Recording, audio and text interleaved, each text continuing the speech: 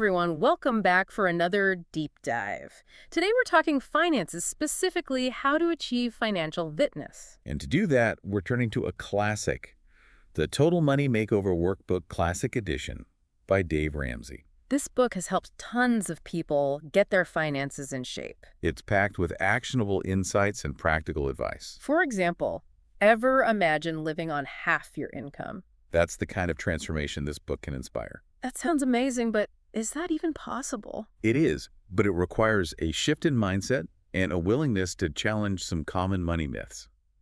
Okay, like what kind of money myths? I think a lot of people believe that debt is a tool. Right, that's one Ramsey tackles head on. He argues that debt, even good debt, like a mortgage, can actually hold you back from true financial freedom. He learned this the hard way through his own experience with bankruptcy. He shares a story about a couple, Sarah and John, who thought they were doing well financially. Until a job loss turned their world upside down. It's a powerful reminder that even if you think you're financially stable, unexpected events can happen. That's why Ramsey stresses the importance of building a financial safety net. An emergency fund. Exactly. An emergency fund acts as a buffer against life's curveballs. So you're not caught off guard when something unexpected happens. Exactly. So where do we start? Well, Ramsey recommends this exercise he calls the financial mirror.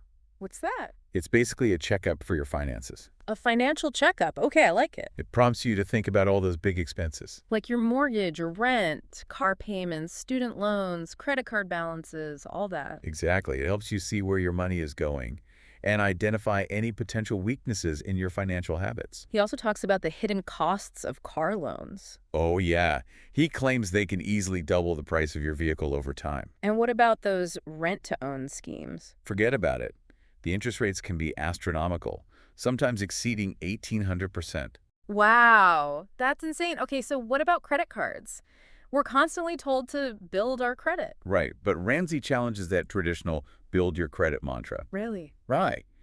He argues that using credit cards can create a disconnect between spending and paying. I guess when you're not physically handing over cash, it's easier to overspend. Exactly. This is where behavioral psychology comes into play. So he's advocating for using cash whenever possible. Exactly. It forces you to be more mindful of your spending habits and helps avoid those impulse purchases. Okay, so being more mindful about our spending. What else? Well, Ramsey highlights some surprising habits of self-made millionaires. Okay, let's hear it.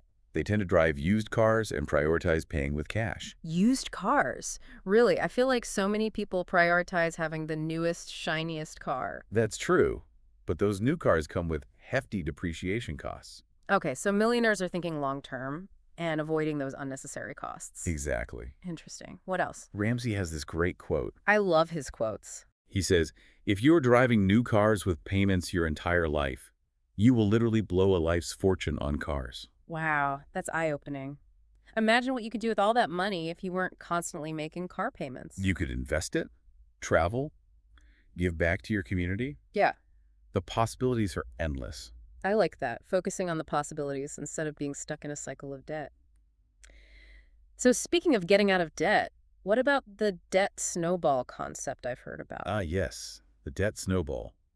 It's one of Ramsey's signature strategies. How does it work? It involves tackling your smallest debts first, regardless of interest rates. So instead of focusing on the debt with the highest interest rate, Right. The idea is to build momentum and create a sense of accomplishment. by knocking out those smaller debts early, you free up more cash flow to tackle the larger ones. Exactly. It's a psychological approach that can be incredibly effective. So it's not just about the numbers, it's about the psychology of debt repayment. Exactly. I like that. It makes it feel less overwhelming. Ramsey compares it to a gazelle escaping a cheetah. Oh, that's a great analogy. That sense of urgency and focus, Attacking your debt with the same intensity. leaving no room for procrastination or excuses. He also encourages you to get creative with finding extra money to put towards your debt. Side hustles, selling unused items, even negotiating lower interest rates.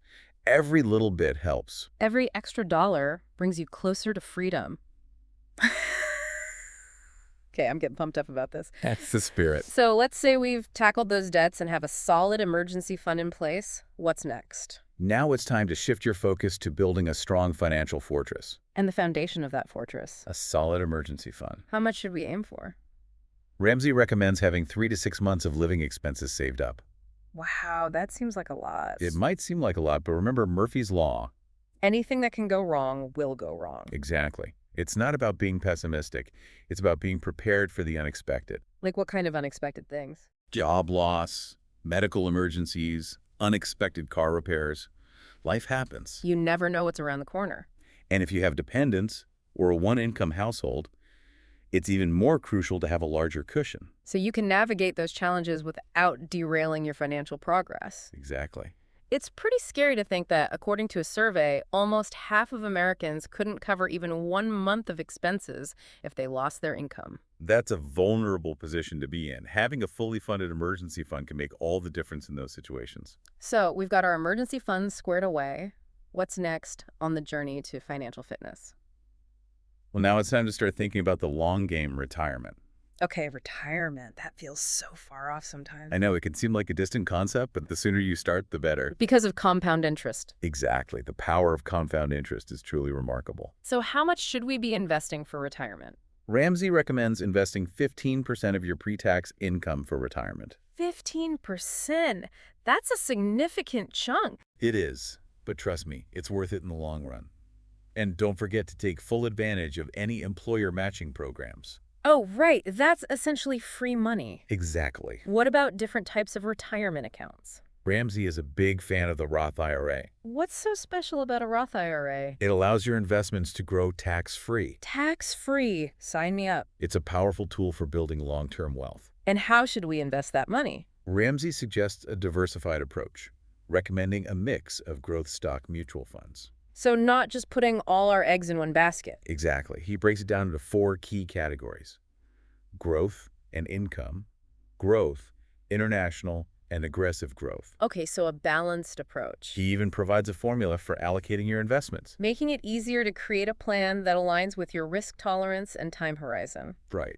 So we've covered emergency funds and retirement. What about college planning? Absolutely. That's another big one for families. College is so expensive these days. It is. But Ramsey challenges some of the common myths surrounding college, like the idea that a degree guarantees a good job or wealth. Okay, so it's not just about getting a degree. It's about making sure that degree leads to a good return on investment. Exactly. He encourages families to research costs, explore different types of schools, and consider all their options. He's also a big advocate for being resourceful, Part-time jobs, scholarships, living with relatives near campus. thinking outside the box. There are many ways to make college more affordable, and he strongly advises against student loans. I can see why. Those student loans can be crippling. They can burden graduates with debt for years, making it difficult to achieve financial freedom. So what are some better alternatives? He recommends utilizing ESAs and 529 plans. I've heard of those, but don't really know how they work. ESAs are great for younger children, offering tax-free growth on investments. It's like a supercharged savings account for education. Exactly. And what about 529 plans? Those offer more flexibility and potential tax benefits. Can they be used for a wider range of expenses? Yes. Tuition, room and board, even computers. So it sounds like the key takeaway here is to start saving for college early and explore all your options. Exactly. And remember, even small, consistent contributions can make a significant difference over time. Because of the magic of compound interest. So we've covered a lot of ground already. Building a strong foundation with an emergency fund, tackling debt, investing for retirement, and planning for college. We've built a solid base. It's inspiring, but also a bit overwhelming. I know what you mean. But don't worry, we're going to break it down into manageable steps. Okay, good. So where do we go from here? Well, now it's time to take it to the next level. Achieving true financial freedom. Okay, I like where this is going. What does that look like in the Ramsey world? Well, for Ramsey, it starts with becoming mortgage-free. Mortgage-free. That sounds amazing, but also incredibly daunting. Most people I know are stuck with a mortgage for decades. I know, it's a long haul for most people. But Ramsey is a strong believer in homeownership. But he sees paying off your mortgage as a top priority. Why is that? I mean, a mortgage is considered good debt, right? You'd think so, but he argues that owning your home outright gives you unmatched financial security and peace of mind. I can see that. No more monthly payments. That would free up a ton of cash flow. Exactly. Yeah. And it reduces your financial risk. But how do you even begin to tackle something as massive as a mortgage? Well, he advocates for choosing a 15-year mortgage over a 30-year mortgage. To minimize the amount of interest you pay over the life of the loan. Exactly. I can see how that would save money in the long run, but wouldn't the monthly payments be significantly higher? They would be, but Ramsey argues that the long-term benefits far outweigh the short-term sacrifices. So it's about shifting your mindset. Embracing a sense of urgency when it comes to paying off your mortgage. He uses an interesting analogy. Oh, which one? He compares paying off your mortgage to running a marathon. Oh yeah, it requires discipline, endurance, and a long-term vision. Exactly. It's not a sprint, it's a journey. A journey that requires commitment and focus. He also cautions against using your home equity as an investment vehicle or an emergency fund. Your home should be your sanctuary, not a source of financial stress. Okay, so no home equity loans. Right. Tapping into your home equity increases your financial risk. And can easily lead to a cycle of debt.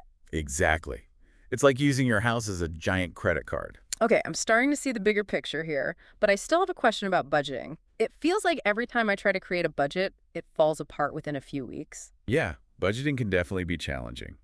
But Ramsey offers a simple yet effective approach called the zero-based budget. Zero-based budget. What's that? It means you assign every dollar you earn a specific purpose each month. So no more leftover money at the end of the month. It's about being intentional with your spending. Making sure your income minus your expenses equals zero. Exactly. Yeah. It forces you to prioritize your spending and make conscious choices. It also helps you identify areas where you might be overspending or wasting money. Right. That makes a lot of sense. It's like giving every dollar a job to do. Ramsey also stresses the importance of writing down your budget and reviewing it regularly. So it's not enough to just think about it. You need to actually put it on paper. Hold yourself accountable. Makes sense. And for those of us who are married, Yeah. he emphasizes the importance of budgeting together as a couple. Financial harmony, teamwork makes the dream work, all that.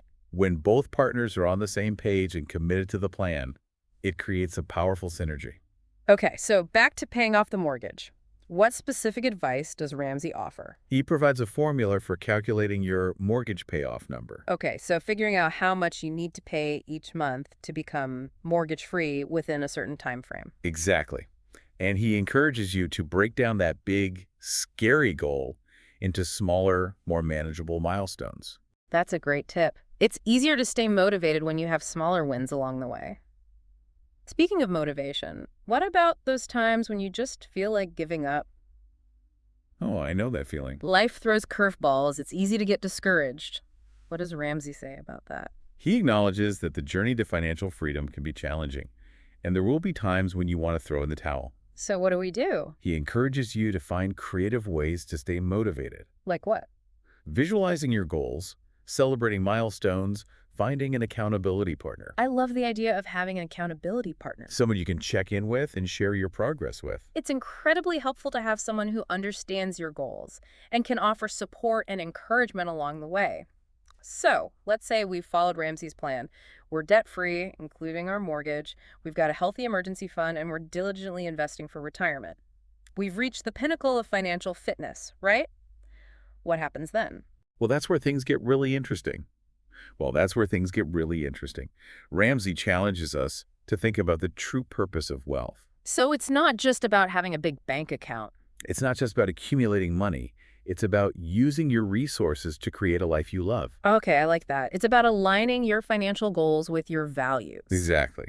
He believes that true wealth isn't measured by the size of your bank account, but by the richness of your experiences The strength of your relationships. and the positive impact you make on others. So how do we get there? How do we achieve that kind of wealth? He introduces this concept he calls the pinnacle point.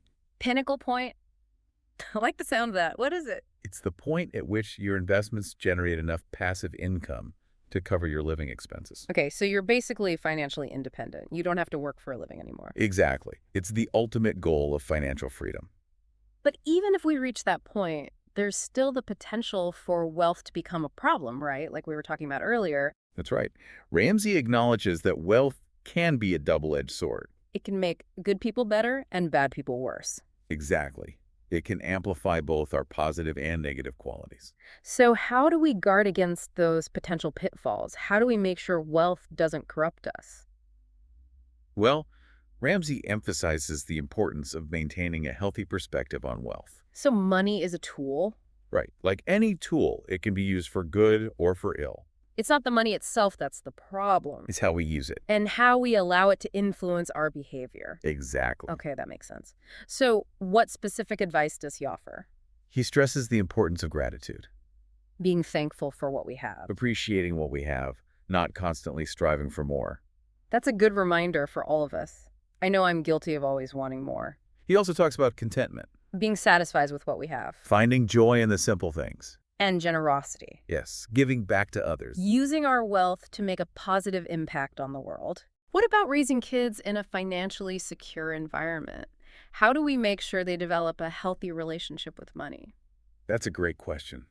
Ramsey encourages parents to involve their kids in financial discussions.